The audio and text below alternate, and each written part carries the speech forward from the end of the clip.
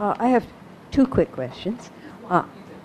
Well, first of all, I'm sorry you don't have the map of the string of pearls there, China's string of pearls, because apart from Hainan Island, which of course is part of China, I'm wondering how China is establishing pearls in other places. And then a very quick question. I worked 2 years in the Fergana Valley in Uzbekistan, not far from Osh. It's a very unstable region, and for a pipeline to go through all the way through through Uzbekistan back into China, would have to go across Kyrgyzstan and so forth. How in the world are they proposing to build a pipeline that way? Well, that's a very good question. The question was if you couldn't hear it. I mean, Uzbekistan is in a very unstable part of Central Asia, and how can you build pipelines when you still have unresolved political conflict? Exactly, that's the whole point. That pipelines on paper, look good, and you can build pipelines and they can work for an hour or 2 hours, but then a conflict emerges and they are closed down. So it's always a risk, and that's why I don't think anybody is going to rely solely on land pipelines to bring fossil fuels from the Caspian and the Middle East to Asia. I think that's why the predominant bulk will still go by sea, and therefore maritime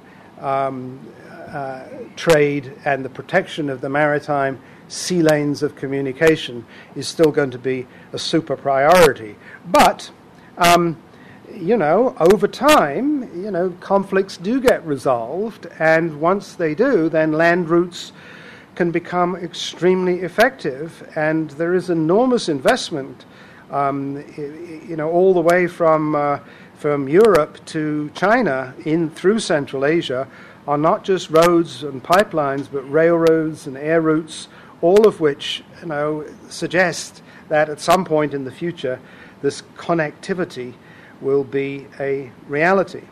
And your first question was about... How are the string of pearls apart from Hainan Island, which is within China? Yes.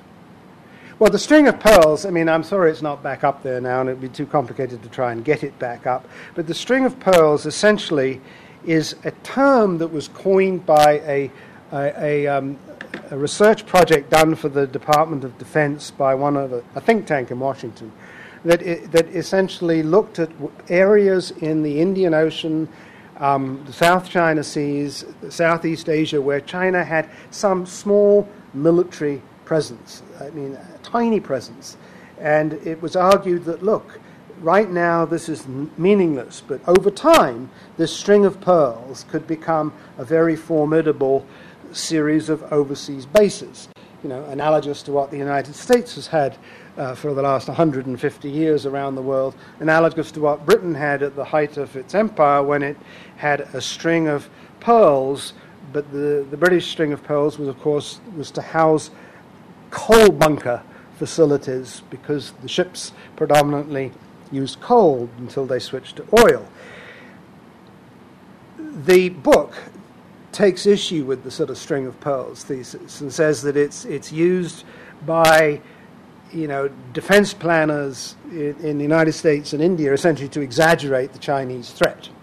But it's an interesting thesis to discuss, purely because it is discussed in certain circles. I think it's a highly premature one myself. We have a question in the back.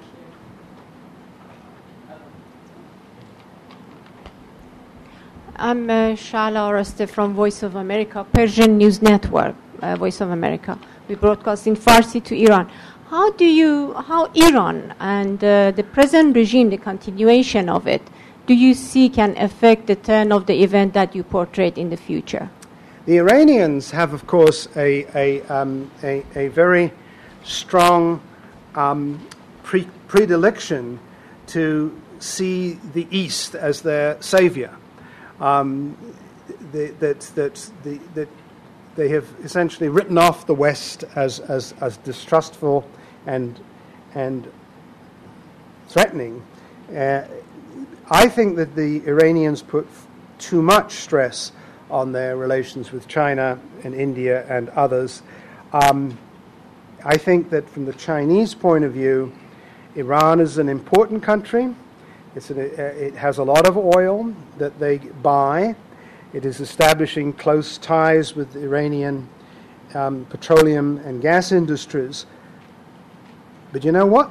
It's establishing close ties with the gas and oil industries of virtually every country in the world, including Russia, Venezuela, Angola, Sudan, and most important in this context, Saudi Arabia. The Saudis are helping to build the strategic petroleum reserve in China, which is going to parallel our own strategic petroleum reserve, in salt domes, whatever it is. So from the Chinese perspective, I think that they are covering their bets. They have this huge need for raw materials, and they're going everywhere they can to get their hands on them. So they are not solely reliant on a country like Iran or Saudi Arabia, for that matter. And I think that the fact of the matter is that the Chinese and the Indians put a much higher premium on their relations with the United States than they do their relations with Iran. So if it actually came to having to choose, push came to shove, the Iranians do not have many cards to play. But that said, China is an important country that has good relations with Iran and has been very successful in muting the rhetoric in New York and keeping the UN-mandated sanctions to a fairly minimal level. They've gone along with them, but only because the sanctions are so weak. The real sanctions that are hurting the Iranians, and I think they are the financial sanctions which are done, primarily out of the Department of the Treasury here in the United States with the cooperation of the Europeans, the Japanese, and some of the key banking communities around the world. That is hurting. It's not changing Iranian behavior, but it is hurting.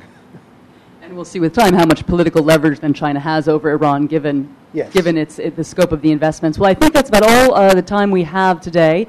We're going to have our book sale up here. The book is selling, as I said, for $20. We take credit cards and checks, and come buy a book. Thank you all so much for joining us.